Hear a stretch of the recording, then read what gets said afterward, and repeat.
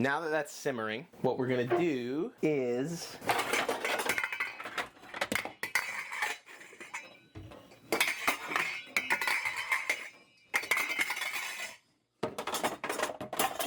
Are you getting this? This is a real kitchen. I got a real coupon to Ace Hardware for $5. That's real. There's no art direction here. A very good cooking show.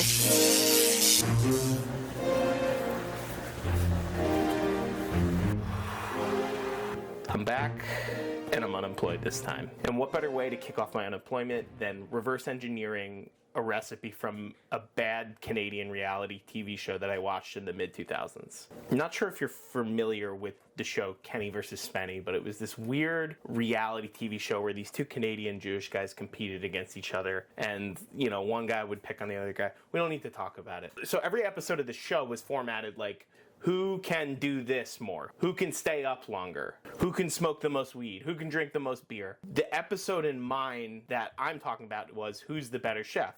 And in this episode, the one guy, Kenny Hotz, he makes this one recipe on it that I've never been able to get out of my head. Everybody raves about it on the show. He just calls them red wine molasses ribs. That's it. That's all you get. Let me pull up the tape here. By the way, if you're ever interested in watching this show, which I'm sure you're not, all the episodes are on YouTube.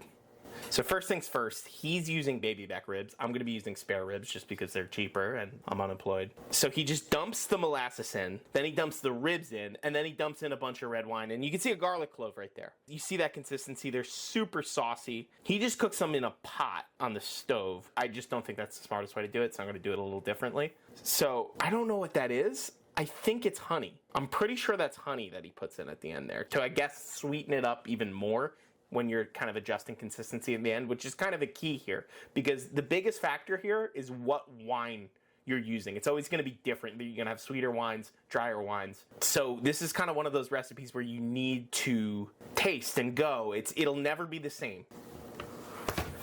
So that's all we know. Ribs in, red wine in, one garlic clove that we can see, cooked on a stove for God knows how long. We don't know, but we do know the consistency at the end, and we do know he adds either honey, possibly vinegar. I don't think it's vinegar, though. Just so you know, I've already attempted this twice. I've posted them on Instagram. First attempt, the flavor was good, but I didn't get the consistency of the sauce right. The next day, I kind of fixed the recipe as leftover ribs.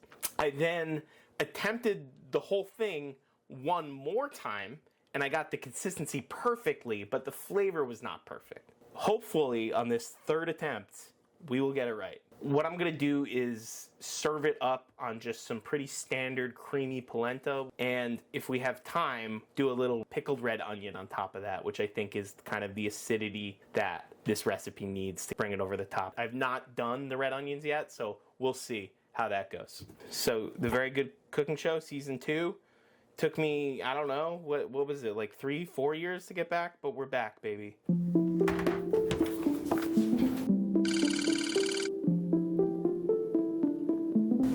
Okay, let's begin. So first off, we got some St. Louis cut spare ribs. And then with that, we got the shallots, some garlic. I'm gonna use like 2 or 3 cloves, we'll see. And then spice-wise, you could go in a lot of different directions. Probably the most unusual, juniper berries. This is what gives gin that piney taste. I think it's gonna work really nice.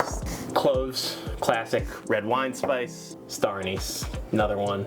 Red mulled wine, like that kind of thing. Wine-wise, we're gonna be using a Nebbiolo. First time I used it, flavor was like perfect. Second time I used Merlot, and I think that's what kind of messed up the flavor. Black molasses, that's the other thing. We're using black, because that's what Kenny Hotz used. And then for the polenta, just using yellow polenta, little parm rind, herbs, bay leaf, and some fresh thyme. And that's pretty much everything. So we're gonna start off with cutting our vegetables for the ribs here. Peel it off.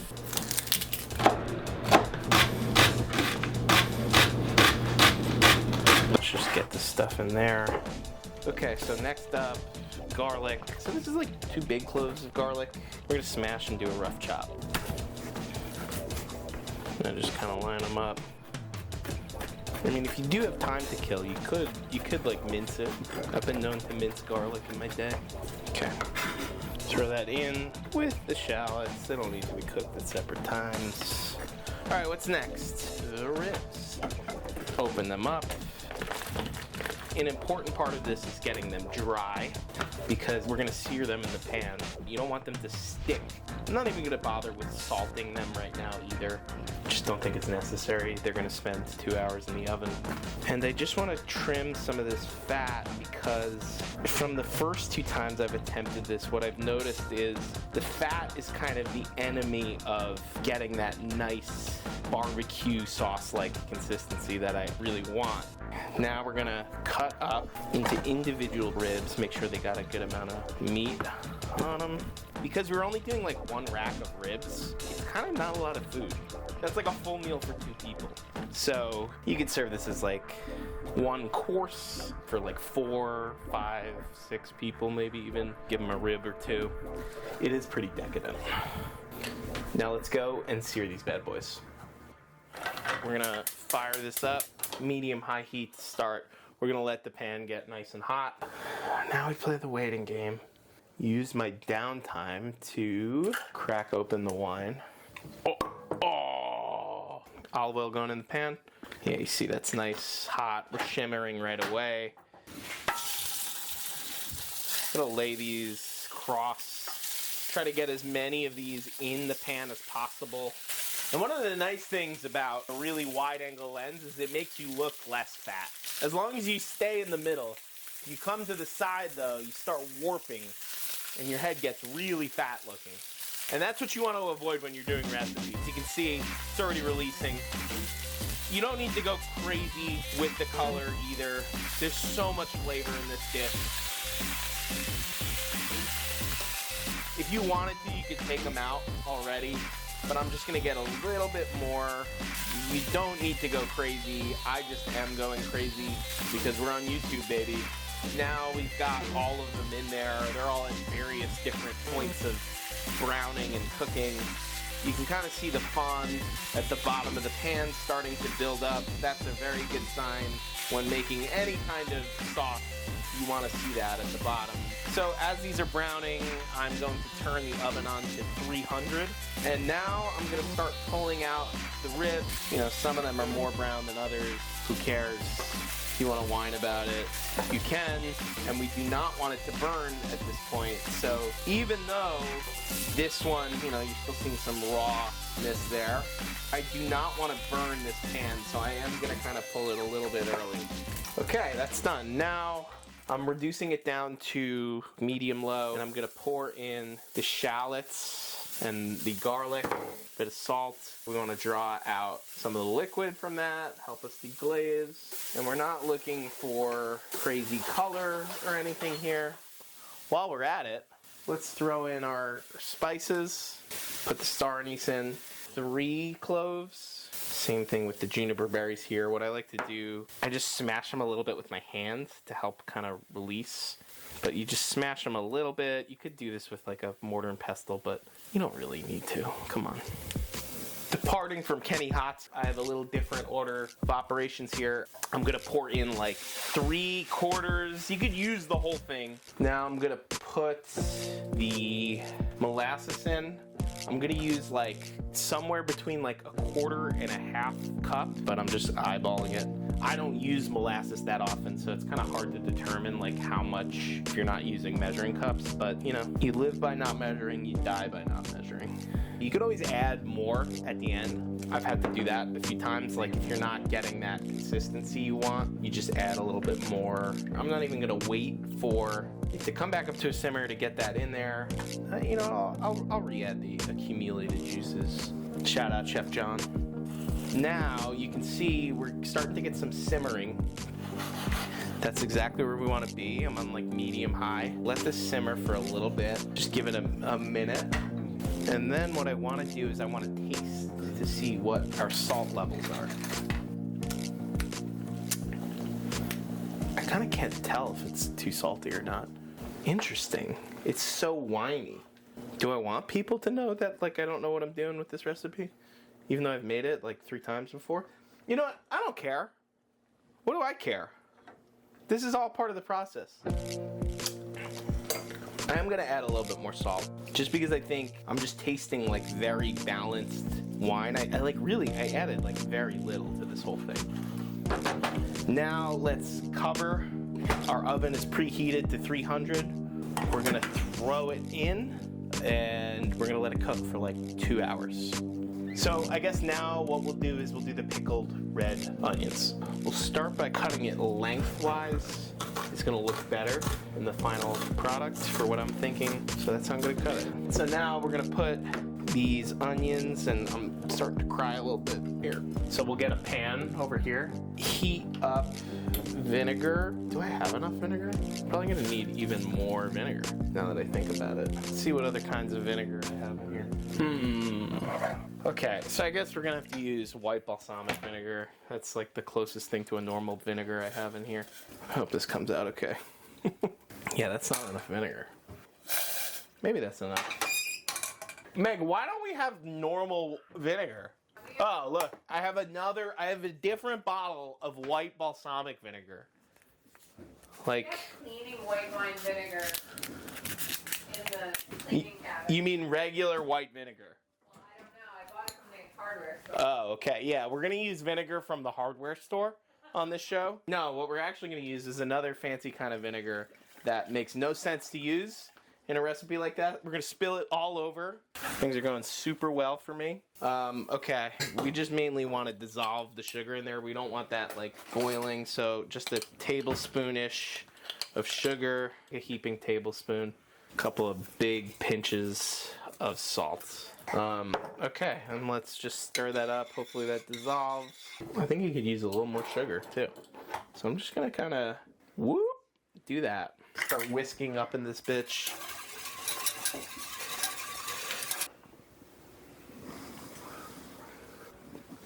Woo!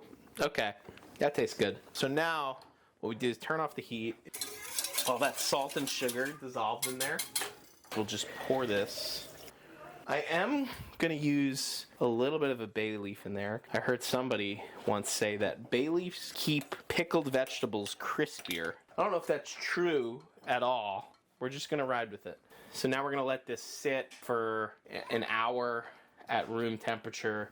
Doesn't need to be refrigerated, but then I think these can like last up to like a couple weeks in your fridge. Okay, so I made this batch of ribs a day ahead. I refrigerated the strained juice, and as you can see here, the fat has congealed on top, and that's exactly what we want. Basically, you just want to remove this, then reduce this liquid down to this porky, winey, molassesy barbecue sauce. And what I'm gonna do here is I'm just going to just kind of take it off. It comes like right off. I'll just put that over on that plate. If you want to cook this like same day, you can just let it sit there even like 20 minutes and it'll start to separate, and then you can start ladling it off. It's a little bit more painstaking. There's some other like devices you can use to do that, but this is just the easiest one, so I always like to make this one ahead.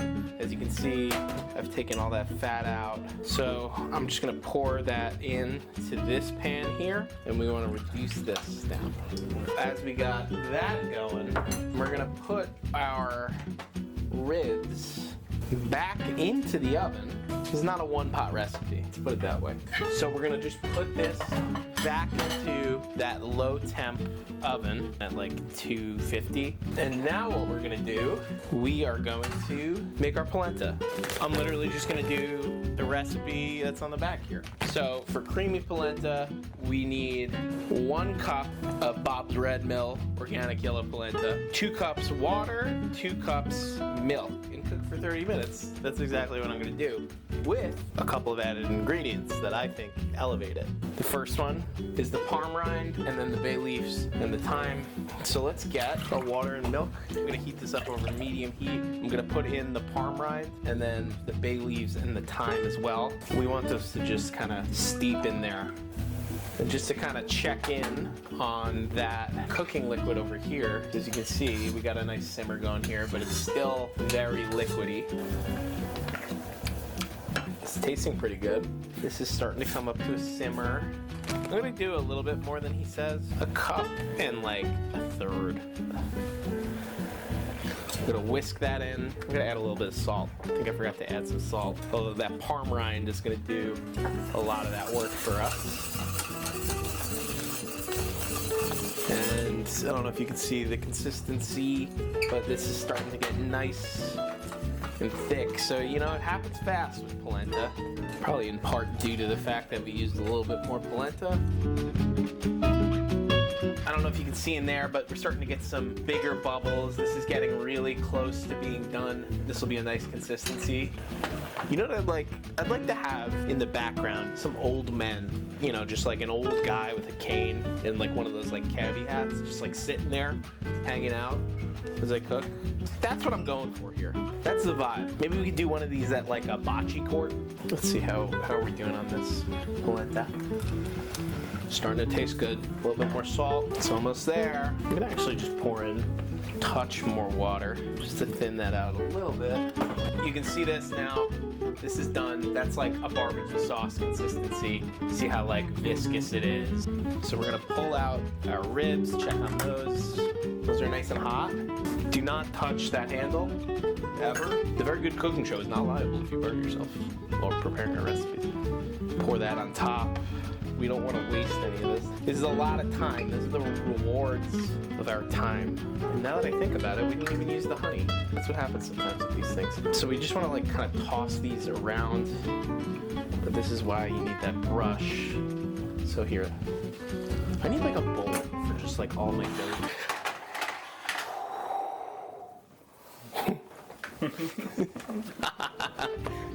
As you can see, I'm just trying to get to the bottom and find the sauce and kind of make sure it gets on all those ribs.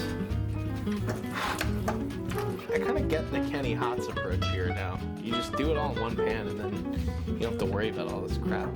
Put that back in, let that heat up a little bit, and that's almost done there. So you can see that's kind of the consistency we want. I don't know if you can hear that, but you can hear the sound that it's making. Hearing is a really important part of cooking. I can tell that there's not much liquid for this to continue absorbing. So I'm gonna pull this off now. So I'm gonna take like a knob of butter and I'm just gonna throw that in. And we're just gonna kind of whisk that in. And probably some people would probably use even more butter than myself. But yeah, look at that. Holy moly, that's what we're looking for. You get that nice glazy texture. It's exactly what we want.